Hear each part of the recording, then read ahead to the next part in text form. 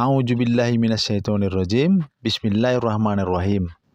Maka apakah mereka tidak memperhatikan Al-Quran? Kalau sekiranya Al-Quran itu bukan dari sisi Allah, tentulah mereka mendapat pertentangan yang banyak di dalamnya. Dari ayat ini jelas bahwa Al-Quran diturunkan dari sisi Allah Subhanahu wa Ta'ala, bukan perkataan dari Nabi Muhammad Shallallahu Alaihi Wasallam. Tetapi akhir-akhir ini lagi viral bahwa Panji Gumilang mengatakan bahwa Al-Quran itu adalah ucapan Nabi Muhammad Shallallahu Alaihi Wasallam. Kemudian ini dipertegas lagi oleh Pablo Benua yang mendukung Panji Gumilang. Kita kutip videonya secara utuh supaya tidak ada alasan bahwa videonya dipotong-potong. Saya kasih contoh ini terakhir nih. Syekh mengatakan apa yang katanya Al-Quran itu adalah ucapan daripada Rasulullah, bukan ucapan daripada Allah. Kalau seandainya dibalik dari tuduhan itu kan dinyatakan bahwa Syekh katanya menistakan agama. Kalau sekarang kita balik, yang mengatakan bahwa Al-Quran adalah ucapan Allah itu justru yang menista agama. Kita punya bisa membuat satu satu alibi. Bukan alibi. Kalau kita alibi berarti kita salah. Tapi kita menggunakan logis kita untuk berbicara kepada orang. Satu, tahu nggak kalau kita bicara ucapan, memberikan satu ucapan. Ucapan itu hanya bisa keluar, hanya bisa disampaikan bila mana makhluk itu punya mulut. Oke, mulut itu adalah sifat yang harusnya dilekatkan kepada manusia, bukan kepada Allah. Tapi kalau kita lekatkan itu kepada Allah, berarti kita mendegradasi Allah. Bolehkah kita mengatakan bahwa orang yang mengatakan bahwa Al-Quran adalah ucapannya Allah, lalu kita katakan itu sesat? Oke, satu. Yang kedua, Al-Quran itu artinya apa sih?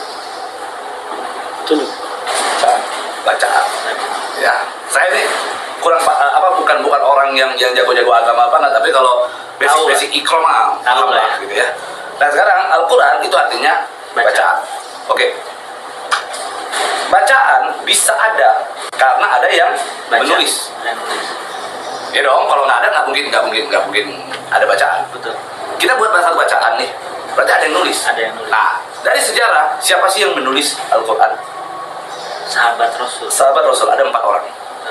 Mereka ini, pertanyaan saya, mereka ini mendapatkan wahyu atau firman Allah ini langsung dari Allah atau mendengar dari Rasulullah? Nabi.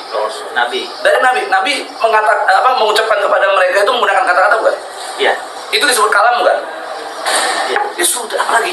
Selesai. Jadi logik bermain. Lalu karena ada permasalahan teknis soal ayo Al-Quran ini dari mana, ini kita langsung menyatakan lu sesat, lu benar, gua benar, lu sesat. Gimana, dari mana akalnya gitu loh. Seolah-olah yang menunjuk ini udah kayak Tuhan aja yang tunjuk-tunjuk orang, bilang orang sesat.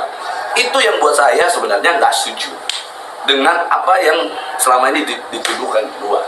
Itu kalau memang gara-gara omongan saya ini lalu saya dilaporkan penistaan agama, saya lawan sampai akhirat. Betul, itu. Tapi tidak dipotong. Itu dari omongan saya. Siap. Manusia tidak bisa melihat Allah, tidak bisa. Mendengar suaranya juga tidak bisa. Jadi jasad kita tidak dipersiapkan untuk mendengar secara langsung kata-kata dari Allah Subhanahu wa Ta'ala. Bisa hancur jasad kita kalau kita mendengar secara langsung. Jangankan kita, sekelas Nabi Musa alaihissalam juga ketika beliau meminta kepada Allah supaya menampakkan diri kepadanya, beliau pun pingsan, tidak sadarkan diri. Apalagi manusia biasa.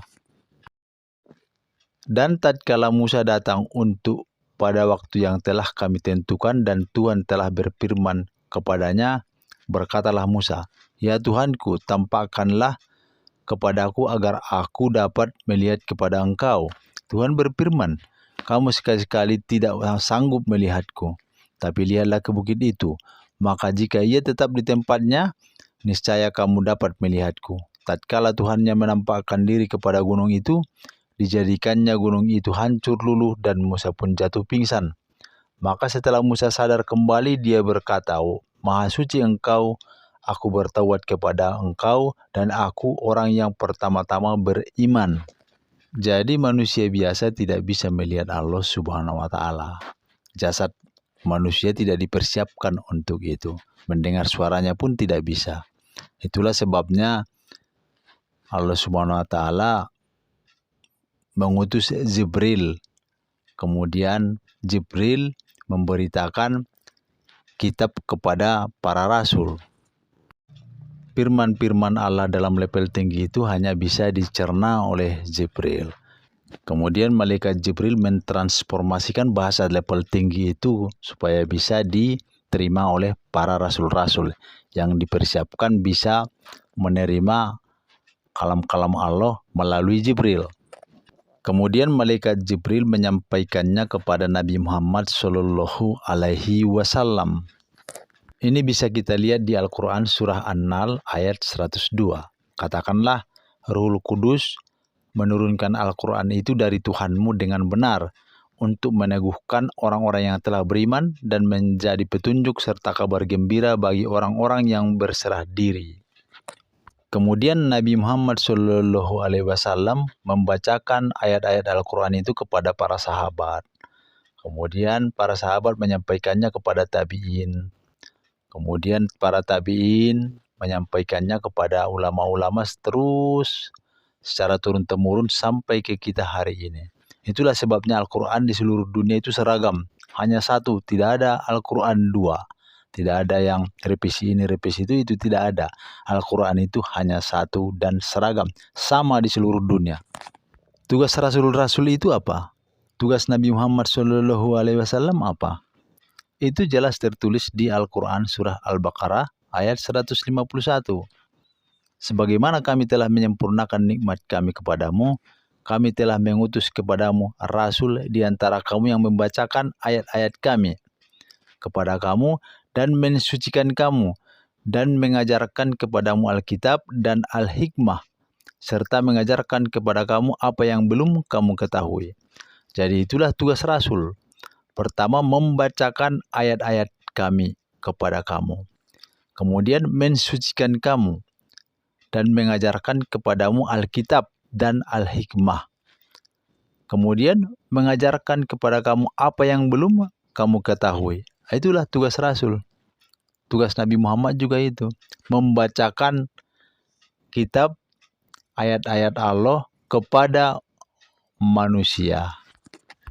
Begitulah cara kitab-kitab diturunkan dari Allah Subhanahu wa Ta'ala, kemudian kepada Jibril, kemudian kepada para nabi-nabi. Kalau dalam Islam kepada Nabi Muhammad Shallallahu Alaihi Wasallam. Kemudian Nabi Muhammad Shallallahu Alaihi Wasallam menyampaikannya kepada sahabat, kemudian ayat-ayat itu dicatat oleh para sahabat. Dan pada zaman Utsman bin Affan, ayat-ayat Al-Quran itu kemudian dibukukan menjadi Al-Quran seperti yang kita pegang saat ini. Bagi seorang muslim yang beriman, dia akan meyakini bahwa Al-Quran yang dipegangnya itu adalah wahyu dari Allah Subhanahu wa Ta'ala. Jadi itu bukan perkataan Nabi Muhammad. Nabi Muhammad hanya berfungsi untuk menyampaikan Al-Quran kepada umat manusia.